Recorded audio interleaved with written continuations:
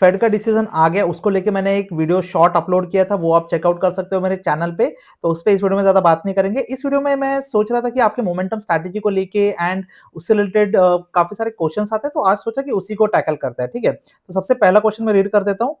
Is it true that this strategy only work with volatile index or stock? Is it working with low volatility index? Okay. देखो क्या होता है, this strategy low volatility होने दो, high volatility होने दो, problem is कि this will help और वर्क इन मोमेंटम। ठीक है, अगर आपका लो वोलेटिलिटी इंडेक्स भी होगा बट अगर उसमें मोमेंटम आएगा ना, this strategy will give you good returns. Okay, अब प्रॉब्लम क्या होता है कि जो ज्यादा वोलेटाइल होता है ना, उसमें रिटर्न ज्यादा इसलिए बनते हैं क्योंकि वो गिरता ज्यादा है तो वो बढ़ता भी ज्यादा है। लो वोलेटिलिटी में क्या होता है कि बिकॉज वो गिरता कम है वो बढ़ता भी कम है, that's why this might not give you to good returns. एक एग्जांपल देता हूं, मैंने एक मिड कैप की स्टडी आप लोगों के साथ शेयर की जिसमें हमने देखा कि 18x रिटर्न्स बने। वही मैंने स्मॉल कैप की आप लोगों के साथ शेयर की, उसमें हमने देखा कि 44x बने।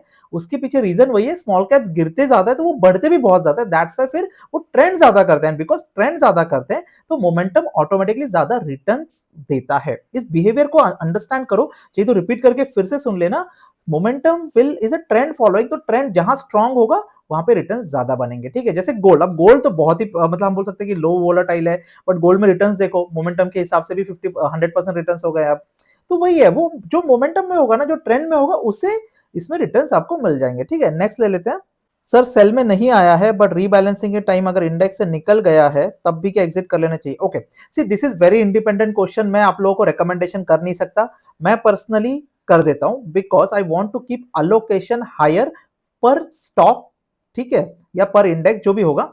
अब क्या होता है कि अगर आपका स्टॉक निकल गया है फ्रॉम द इंडेक्स, लेकिन वो अगर ऊपर है बाय जोन के, you can still hold, but then आपको जो नेक्स्ट 30 स्टॉक जो है जो आपके नए ऐड हुए उसके लिए आपको एक्स्ट्रा कैपिटल भी लाना पड़ेगा। तो अगर आपके पास है and if you are comfortable holding it, बिंदास करो यार। सी, एक वे मैंने आपको दिया है, अब आप उसको अपने हिसाब से मॉडिफाई करो, बैक टेस्ट करो and do what you feel are comfortable with. ठीक है, क्योंकि कभी कभी ऐसा हो सकता है कि भले इंडेक्स से निकल गया हो क्योंकि उसकी लास्ट के 2 महीने की जो मोमेंटम है वो स्लो हो गया, लेकिन उसके बाद वो बढ़ना शुरू हो जाएगा, हु नोज। तो वो हम प्रेडिक्ट नहीं कर सकते ना, तो वो डिसीजन बहुत इंडिविजुअल है, वो मैं आप पे छोड़ूंगा। Now good time for going with your strategy momentum 30 ETF, mid cap 150 ETF and small cap 250 ETF, gold base, silver base etc. या थोड़ा वेट करना चाहिए, सेल होने के बाद वापस ग्रीन का वेट करना है? ओके, सी, अब टाइमिंग आप एग्जैक्टली मुझे बोल रहे हो टाइमिंग के बारे में, टाइमिंग कोई नहीं कर सकता। एक बात मैं बोल सकता हूँ कि हम लोगों ने लास्ट 1 ईयर से रिटर्न्स नहीं देखे हैं, so this is as sorry this is as good as a time to start investing, अगर आपने नहीं किया हो तो।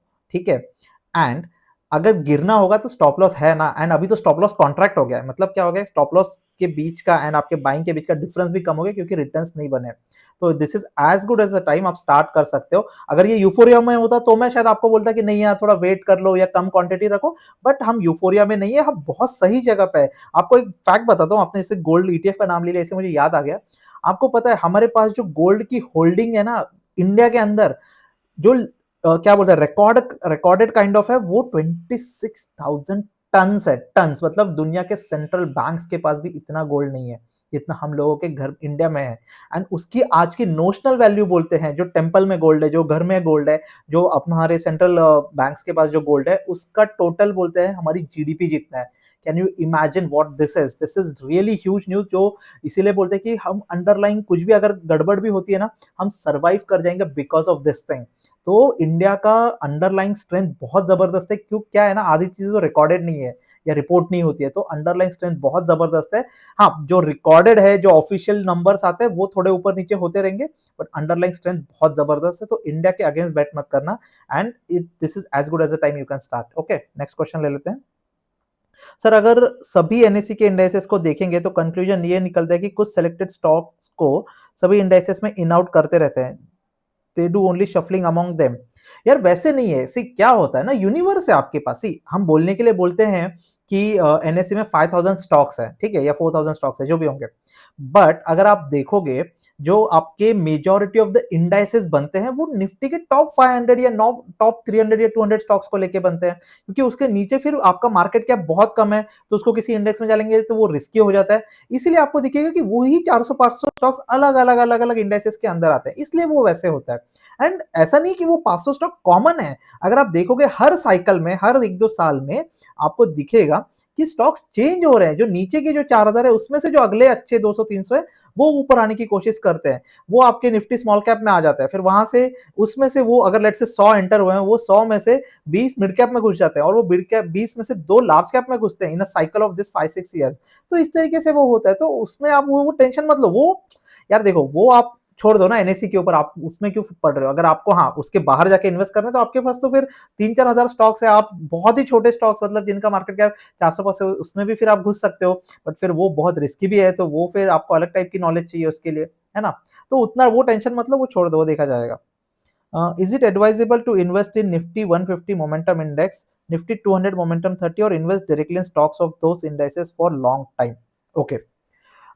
सी index investing versus stock investing, अगर आप एक्सपीरियंस्ड हो तो आप स्टॉक में बिंदास जा सकते हो। अगर आप एक्सपीरियंस नहीं हो, आपका कैपिटल कम है, start with index fund momentum वाले जो है, and then grow your capital, grow your experience on paper. आप उस स्ट्रैटेजी को कर सकते हो जो मैंने शेयर की हुई है, या आपकी कोई दूसरी स्टॉक की स्ट्रैटेजी आप उसे कर सकते हो। एंड पैरेलली आप कैसे करेगा, लेट्स से आपका कैपिटल कम है, तो अगर आप उसमें एसआईपी करते रहोगे, आपका कैपिटल ग्रो होता रहेगा, सो दैट आप जो गेन्स होने वाले हैं वो भी मिस नहीं करोगे। एंड प्लस स्टॉक्स, फिर आपको एक एक्सपीरियंस आ जाएगा मार्केट का, जब आप 2-3 साल मार्केट के साथ डेली बेसिस पे with a plan, with a plan, randomly कोई भी न्यूज सुन रहे हो, कुछ भी कर रहे हो, वो तो फिर आप 10 साल करोगे तो भी कुछ नहीं सीखोगे, लेकिन विद अ प्लान अगर आप करोगे एंड प्रोसेस के साथ अगर आप फॉलो करके अगर जर्नी करोगे ना, 2-3 साल आप इतना सीख जाओगे कि आप फिर डायरेक्ट स्टॉक में भी घुस जाओगे। ठीक है, तो वो डिफरेंस है आपके एक्सपीरियंस पे, आपकी मैच्योरिटी लेवल पे एंड मार्केट की अंडरस्टैंडिंग पे।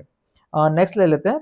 Good evening, sir. In your strategy, do you also consider the higher time frame, like monthly in your case, or any moving average, to confirm the trend is bullish? And if you want to follow the strategy on daily time frame, okay. Basically आप बोल रहे हो कि पहले तो मैं time frame monthly high, यार देखो मैं एक्सपेरिमेंट कर चुका हूँ।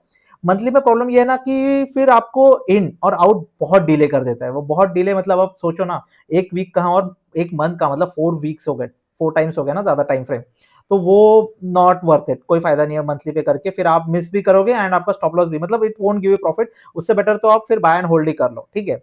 सेकंड, आपने बोला कि इसके पैरामीटर्स चेंज करके, मैं बहुत ट्रायल एंड एरर कर चुका हूं, मैंने बाकी वीडियोस में भी बोला है। And 9-2 is a kind of between, उसमें हाइकेनेशी पे है, 9-2 ऑन हाइकेनेशी इज द परफेक्ट मिडल जो मुझे मिला है। आप करते रहो एक्सपेरिमेंट, आपको शायद कुछ बेटर मिल जाए, कुछ लोग 2.1 कर सकते हैं, 2.2 कर सकते हैं, वो मैं आप पे छोड़ूंगा, बट 9-2 मुझे इसमें बेटर लगा। और थर्ड आपका था daily time, daily time frame में आप कर सकते हो स्ट्रैटेजी को। प्रॉब्लम बस ये है डेली टाइम फ्रेम के साथ, आपको एसटीसीजी देना पड़ेगा, क्योंकि आपके एंट्री एग्जिट फास्ट होंगे सबसे पहले। क्योंकि मेरे जो लास्ट में जब भी मेरे बिग विनर्स आए हैं, जिसमें से मेरा एक्चुअल 80-90% ऑफ द वेल्थ जो बनी है वो एलटीसीजी से बनी है, या वो लॉन्ग टर्म होल्डिंग से बनी है, क्योंकि जो स्टॉक ज्यादा रिटर्न देते हैं वो होते सिर्फ आपके पूरे 30 स्टॉक्स में से 5-6 निकलेंगे। या आप अगर 100 ट्रेड ले रहे हो विद इन 3 ईयर्स, तो आपके 10 स्टॉक्स ही होंगे या 12 स्टॉक्स ही होंगे जो एक्चुअल गेन्स देंगे, 10%, 12, 20 भी नहीं है वो, ठीक है। बट वो रिटर्न्स इतना ज्यादा लेते हैं एंड वो मोमेंटम में होते हैं and they go on for more than a year, तो आपको वो एलटीसीजी में कन्वर्ट हो जाता है ऑटोमेटिकली। दैट्स व्हाई मैं वीकली प्रीफर करता हूँ। आप डेली पे करो, लेकिन फिर आप यूनिवर्स दूसरा लेना, आप ये यूनिवर्स मत लेना, आपको बहुत हाईली मूवमेंट वाले जो स्टॉक्स होते हैं ना, वोलेटाइल स्टॉक्स होते हैं, उसमें फिर आपको देखना पड़ेगा। तो वो यूनिवर्स का मुझे आइडिया नहीं, मतलब मैं नहीं करता हूँ यार ये सब, मैं जितना सिंपल हो सके उतना कोशिश करता हूँ, ठीक है। आई थिंक आज के लिए इतना करेंगे। कल का वीडियो बहुत इंपॉर्टेंट है, मैं एक स्टॉक के ऊपर मोमेंटम स्ट्रैटेजी को अप्लाई करने वाला हूं। मैंने आपको स्मॉल कैप की एनालिसिस दिखा दी, मिड कैप की एनालिसिस दिखा दी। कल समझेंगे एक स्टॉक की जर्नी, जब वो स्मॉल कैप से लार्ज कैप बनता है, कितने रिटर्न्स बना सकते हैं उसके अंदर हम इन 20 ईयर्स। ओके, तो see you tomorrow in a very boom, मतलब मुझे डेटा निकालते बहुत मजा आया था, आप लोगों को भी बहुत मजा आने वाला है। तो see you tomorrow, thank you for watching.